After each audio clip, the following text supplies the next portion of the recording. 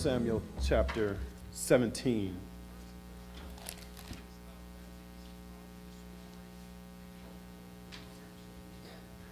First Samuel chapter 17, verses 33 to 47. We're all familiar with this Bible passage. We all like the story of the underdog, David, who slayed the giant. Even today, there are some of you who are rooting for a David-sized football team to slay the Giants, the Patriots. Some of y'all caught that. A team with a great deal more experience. A head coach who was already winning championships before the other coach was even born. A quarterback that was already winning championships when the other quarterback was just in high school. A team that has a great deal more experience. A team that shows up on the battlefield already ready to play, not enamored by the stands, by the people, by the crowds, by the flashing lights, by all the hoopla before the game, where the underdog team shows up and they're just happy to be there. Matter of fact, surprised to be there, and some should say shouldn't even be there. But they're there. Many are praying that they will win for varying reasons. Others just not expecting things to go well. Kind of like our text this morning. We have the same thing happening as Israel is standing on one mountain and the Philistine army on the other mountain, and their representative Goliath is standing there, a seasoned veteran of war that's ready to demolish, squash, crush any opponent that comes out. And he calls out to the army of the Israelites to say, just send out your man, send out your representative to fight me. And if you guys win, we'll bow down, we'll serve you. But if you win, you'll serve us. And because he's assured that he's going to win, that he has the victory, because he has the stature. He's 9 feet tall. His armament weighs more than anybody in Israel could carry. And not only that, but it's polished brass and iron, so it's glistening in the sun. He's very intimidating. Kind of like some of you sports fans, as you hear about the Patriots and their track record, and the quarterback standing there with handful of rings, and it looks rather intimidating. So you're already going into this thing with your knees knocking, and everybody on Israel's side, their knees are knocking, even their champion, because it was said about their king that he stands head and shoulders above the rest. So their king is a giant, but he happens to be in the tent instead of standing out on the battlefield, responding to some of the things that this giant is saying. And then here comes a little boy that was supposed to be carrying a snack to his brothers.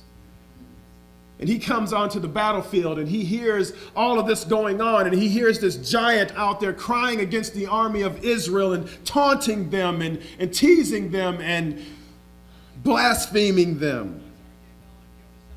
I'm a Philistine, and you are the servants of Saul. And that's problematic in and of itself. He's a Philistine, serving a Philistine God and self-assured in who he is. And the only thing he's fighting against is this army that's serving Saul. And the problem is they're serving Saul. And the problem that we have as we face our giants is we're serving ourselves. We're serving our religion. We're serving our culture. We're serving the wrong thing. We're supposed to be a representation of Christ. We're supposed to bear his image. We're supposed to be fighting on his battlefield, but where our knees are knocking, because really it's all about our reputation, all about how we present, all about what people think about us. But I want you to understand this morning that he chose the stones. You say, well, what does that mean? Because we're going to get to this thing about David, but I'm not even talking about David, but we're going to share about David, but he chose the stones. Of all the things that he could have used, because as he goes to Saul's going to ask him to choose something different. But David chose the stones. There are so many people that will not go out on the battlefield of life, that will not accomplish things, that will not step out in faith because of fear, because they see the giant that is in the way. They see the giant of finances, and I can't accomplish that thing. I can't open that business. I can't make that investment. I can't make that purchase because, well, after all, my credit score is this and my income is this. So I can't tithe in church because I see the giant of my finances. I can't do well, and like if I had a better spouse, then maybe I would accomplish more, but I see the giant of my spouse's personality and needs and things of that nature, and that's holding me back. My children, if my children were a little more obedient, or if I didn't have children, then I could accomplish, and I'm being held back because of this giant in my life. Or maybe it's really just because of my sin, my addiction, my proclivity, the thing that I just can't say no to. Every time it's there, I have to give in. I must give in. And it's so bad that if I don't give in alone, everybody else around me is giving in to depression. Everybody else around me is giving into rage. Everybody else around me is having a drink. Everybody else around me is just getting a hit. So what's wrong with it? And I imagine Israel is standing on their side of the mountain saying, what's wrong with us being in our tent? What's wrong with us hiding out? What's wrong with us not engaging? Because after all, nobody else is. Because that's a giant. Who can slay the giant? Who can tackle that issue? Who can after all, because of my skin color, or because of my gender, or because of my sexual orientation, because of my whatever it is, I can't achieve, I can't do, I won't be accepted. I can't defeat the giant. I've tried to defeat the giant. Others have gone before me and tried to defeat the giant, and they can't defeat the giant. So who am I to go out against the giant? But as I stated last week, the giant isn't the giant. You have to know who the giant really is.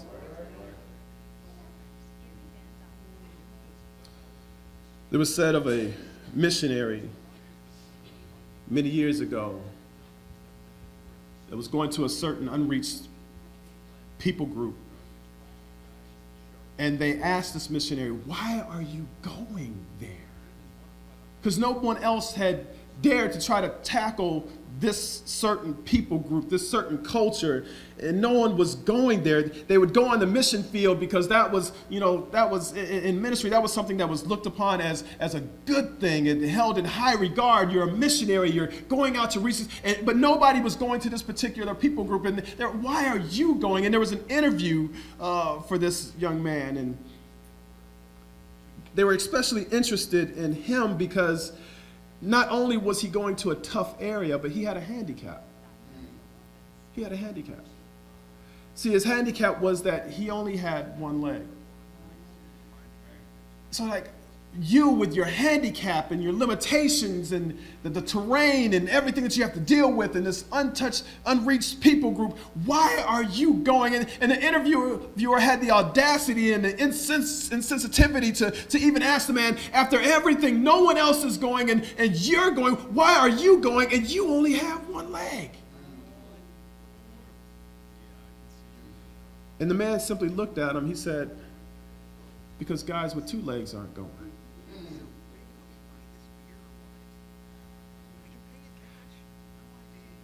That's powerful to me.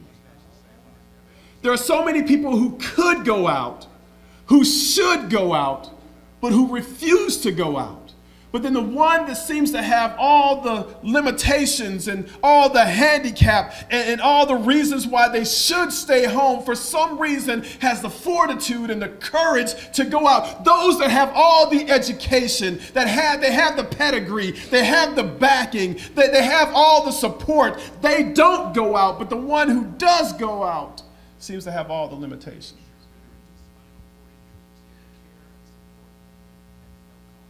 When it came to flight, there was a certain millionaire that had all the backing, had all the support, had all the education, had all the technology, had all the engineers for independent man-powered flight, should have been the one to come up with the model for the first airplane, wasn't the one. It was two little guys that had no backing, had no finances, had nothing but a will to do and a desire to see and this passion within them. They were the ones to develop the first airplane, and they had no resources.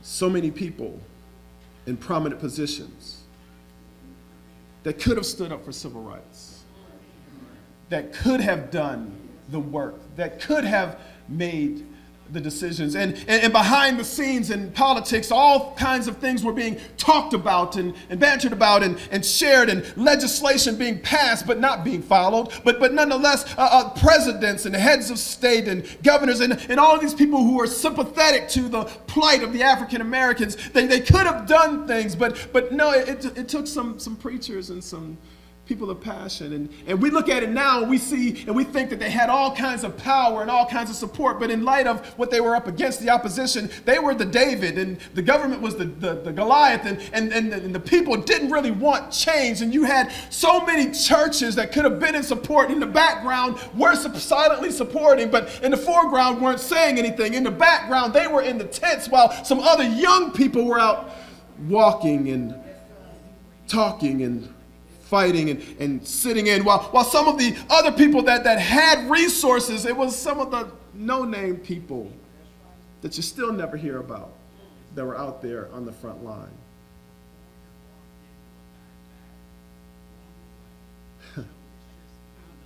But he chose the stones. While other people had chariots and spears, he chose the stones. See, don't make light of small beginnings.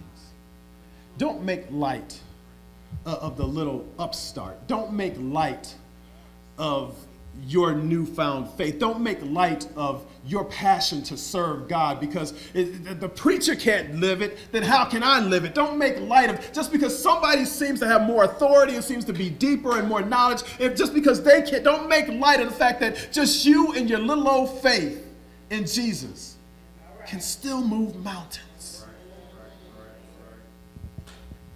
Let's go to our text really quickly.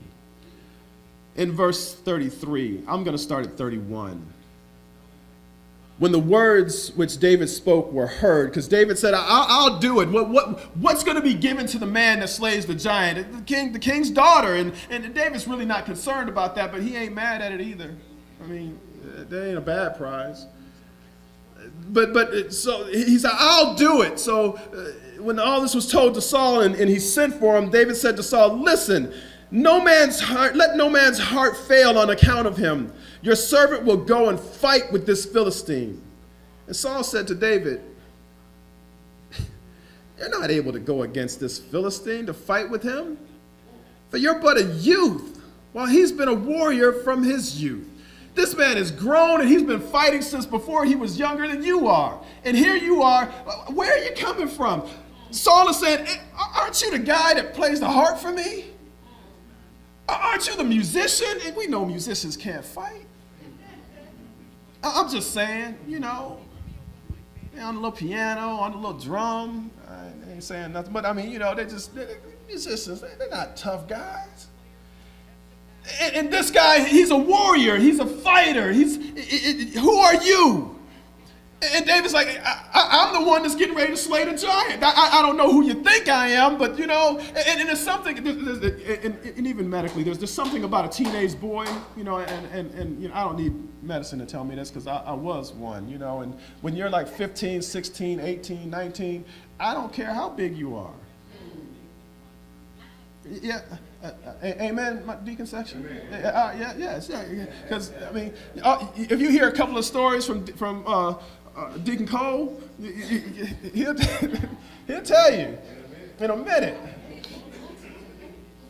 Because, I remember coming here, I stood up, like, "Hi, how you doing, Deacon Cohen?" And he really quickly told me some of his stories. It's like, it basically said, "Pastor, you can't get me. You can't take me." He was letting me know. Yeah. Deacon Griffin shared some of his stories. Deacon Brown, he just said, he OG. Deacon Brown's like, "I ain't even got to tell you my story. Just look." I'm like, okay, all right. But when a young man, he's invincible. He's invincible. David is showing up. He's invincible. And his brothers are like, "Just go back and feed the little sheep. That's all you can handle. Some little innocent sheep that can't even bite back. Go back to the little sheep because this is man's territory. And who are you?" But David is showing up. He's like, "I don't have any better sense than to show up. All of you are scared. I can't do any worse than the rest of you." But see, you have to understand, everyone will not share your conviction. Sometimes you have and I love it when people, they get saved and then they're passionate for God, and then you have people that have been saved for a while saying, "It'll fade." But the young person that's saved, they're like, "No, it ain't gonna fade. I'm on fire for Jesus. I'm passionate for Jesus." I used to be one of those people, and you know what? I still am. I was passionate when I got saved. I'm passionate now. And it's been many years. It doesn't have to fade when your faith is placed in the right person. When your salvation faith is placed in you, or placed in your church, or placed in your people group, it will fade because they will fail you. But when your salvation is placed in God, he never fails. So the passion just gets greater and greater and greater because you're talking about a glorious God that still chooses stones. See, while others are trusting in their abilities, we trust in the one who is able to move mountains, able to shake kingdoms, able to do what we are not able to do. But oftentimes we rely on and we draw back on and we look to our qualifications. But God does not call the qualified. He didn't call qualified people. He qualifies the people he calls. You got to understand that we all try to get qualified in order to serve God. And God is saying, I call people that are not qualified, and then I qualify them. And I qualify them for the task that I'm calling them to. I don't qualify them to stand up there and get a Dove Award. I qualified them in order to lead people into a right relationship with me. I qualified them so that they can see how God uses pebbles to move stones. David says to Saul in verse 34, "Your servant was tending his father's sheep, and when the lion and the bear came out and took the lamb out of the flock, he said, I went out after him." David was a beast. Because see, some of us, when the lion came and took the lamb, we would have went down to our little ledger, we would have said -1. And then we would have got the rest of the little sheep and we would have said, "Y'all come on and follow me." But he said when he went out, he said, "I went out after him and attacked him and rescued it from his mouth. And when he rose up against me," he said, when the lion had the audacity to get upset about it, "I seized him by the beard, I struck him, and I killed him." He said, "Your servant has killed both the lion and the bear, and this uncircumcised Philistine will be like one of them." Oh, there's a key word in there. You got to catch it. "And since he has taunted the army of the living God," there's a key word in there. You got to catch it. David said, "The Lord who delivered me from the paw of the lion and from the paw of the bear, he will deliver me from the hand of this Philistine." And Saul said to him, "Go ahead with your bad self." He said, "Go, and may the Lord be with you. You ain't going to make it, but go ahead." That's basically what Saul was saying. I don't believe you're going to make it, but go ahead. And many times people will look at you when you're saying, "I want to do this for the Lord. God put this on my heart." And they're going to like, "Well, go ahead, but I don't think it's going to happen." But you don't listen to what people say. Listen to what God has to say. When God says, "Go out there and reach this community," don't listen to what people say. Everybody before you's gone out there. They all knocked on doors. They all handed out flyers. They all gave them water and Kool-Aid. They had parades and everything. And those people, they're not coming to your church. But if God put it on your heart, you go. You go. And as you go because you learn from previous battles. Before you ever get out there, God has already taken you through some stuff.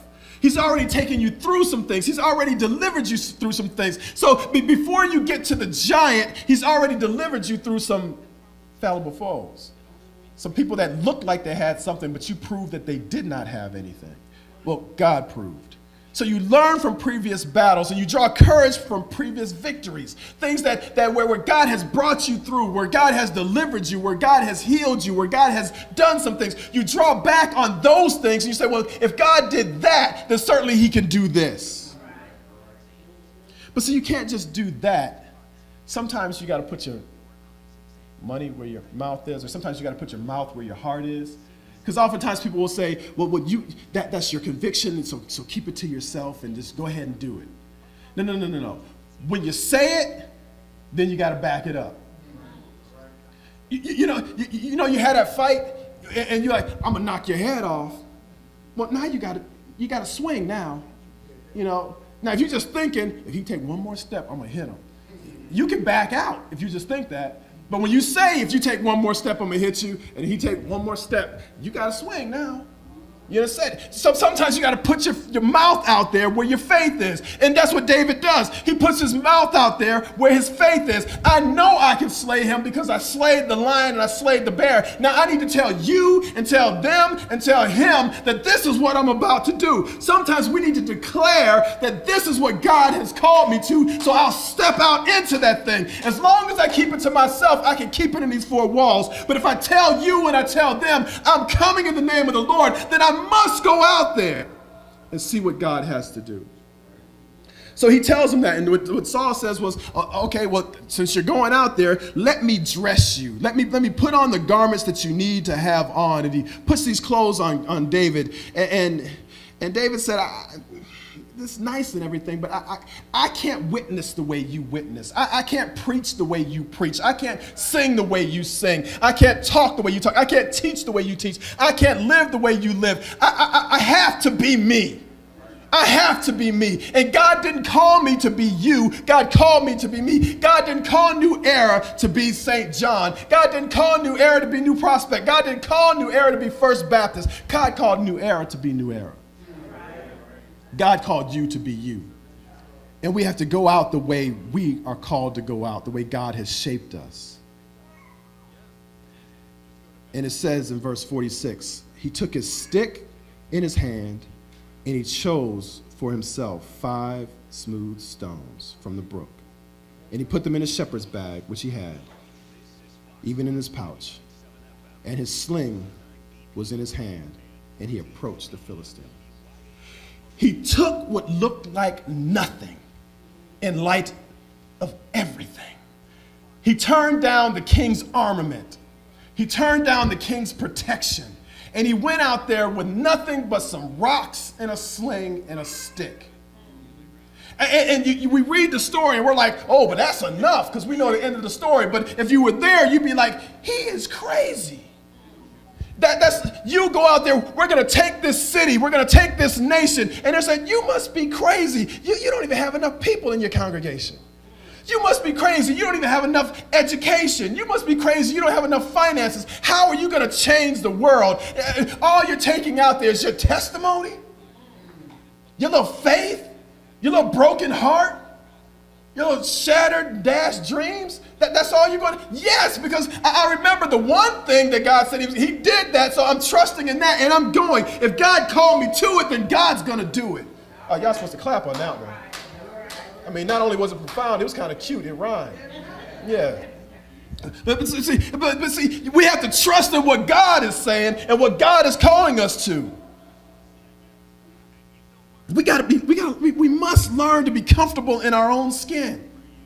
Stop looking at ourselves and saying, this is what's wrong and this is why it's not going to happen. And say, this is the skin God put me in and this is why it's going to happen. David didn't say, I'm the smallest guy out on the battlefield, so this is why I can't slay the giant. He was like, in spite of the fact that I'm the smallest, God's the biggest giant on the battlefield, so I got this victory. I'm not going out in the size of David. I'm going out in the size of God. We have to put ourselves in the background, God in the foreground, and do what God is calling us to do. Doesn't matter your finances, doesn't matter your health, doesn't matter your station in life. All that matters is that you're going in the power of God. and understand that the weapons that God gives you may not be the same as other believers. What God gives you, man, there may be somebody else that graduated from seminary, and you may be 2 weeks from the cemetery. But all you got to do is just trust God with the passion that he's given you and change the world. The Philistine, he looks at David and he's like, what am I, a dog? That you send this little guy out here to me? Goliath is like, I've been out here taunting you for weeks now, a month and a half. And the guy you finally send out, it's hard for me to see. He's so small. And that's kind of what your giant says to you. I beat you down so bad you can barely roll out of the bed in the morning, and you're going to happen to get up this morning talking about in the name of Jesus? What happened? What made you so crazy that made you think that you're going to actually be delivered from this sin or be delivered from this relationship or be delivered from this whatever? What made you think today is different than any other day? And it's because David said, because it's God and it's not me. And when we wake up in the morning and we say it's God and it's not me, that's a different day. This is the day the Lord has made. I will rejoice and be glad in it because God gave me this day and God's going to give me the victory.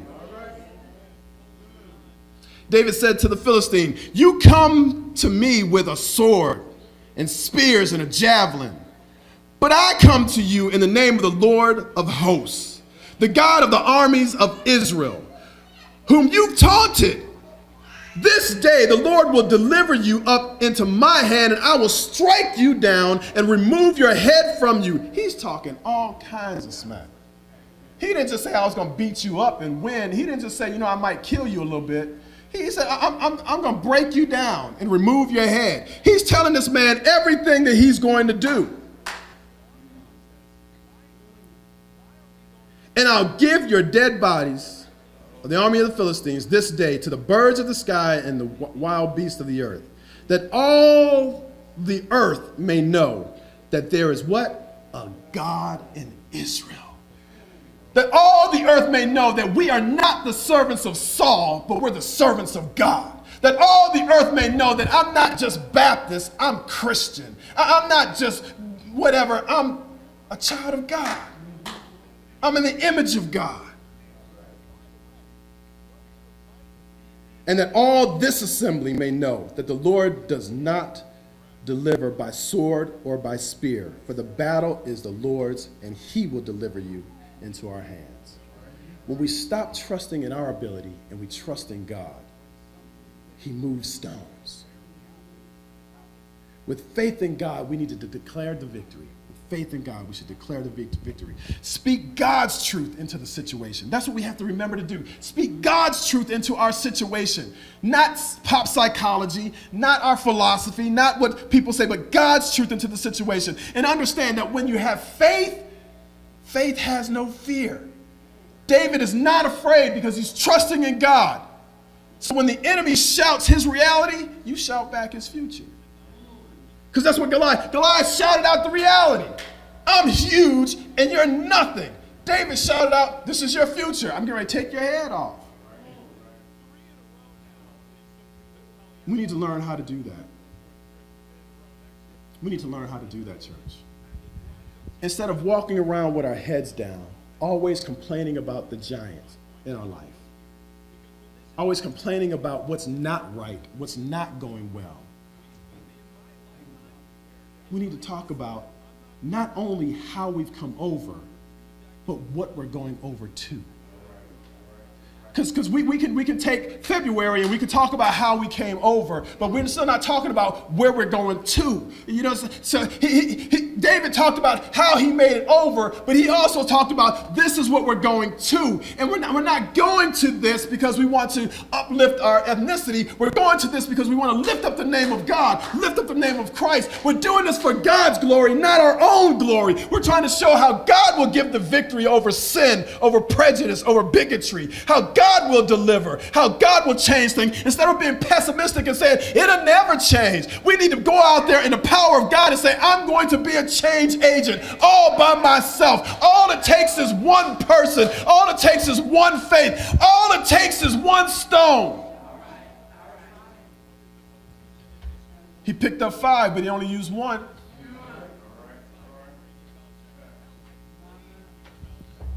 Why he picked up 5, I don't know. Some say because in case he missed. Too late to look for 1 after you miss, so you can take some extra. It's a great battle strategy. But see, when you're trusting in God, God has perfect aim. God has perfect aim when you go in the power of Christ. You have to understand, God is still choosing stones. He's still choosing stones. You got to understand that God is still using stones. With Abraham on the Mount Moriah, when he took his son up there and he put him on the rock to sacrifice him, he gathered some stones and he put Isaac up there so God can show him that I will provide for myself a sacrifice. But Abraham, I want you to choose some stones. God is still using stones in the testimony. When God revealed himself to Jacob as he laid his head on a stone, and then God revealed himself to him, and he told him, I'm going to take care of you. I'm going to provide for you. And like I told your father, I'm going to make a nation out of you. God still uses stones. He's still choosing stones. Even with Israel, when he delivered them by way of the Red Sea, Moses stood on a rock and stretched out his arms, and the sea opened up. God is still choosing stones as they walk through on dry land. You have to understand, even in your life, God is yet doing this thing. Oh, if that ain't enough. When they left the wilderness and they're heading into the promised land, they came to Jericho, and Jericho was well fortified with stones. And God said, walk around 7 times, 7 days, and on the 7th day, 7 times.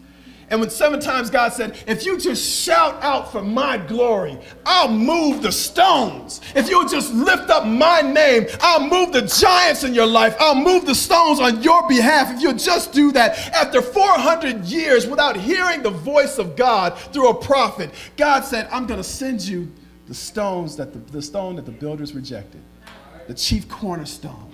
My God.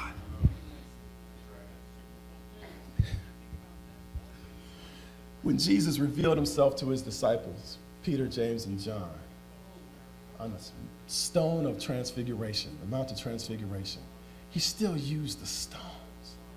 When he was walking with his disciples, he said, who do men say that I am? And they said all of this stuff. And then Peter said that thou art the Christ, the Son of the living God. He said that man hasn't revealed that to you, but the Holy Spirit revealed that to you. He said, because he said, I'm the stone, on this stone that this gospel will be planted on. And he said, even that I'll take you, Peter, a little pebble, and I'll use you to ignite the fire behind this whole thing. But if that were not enough,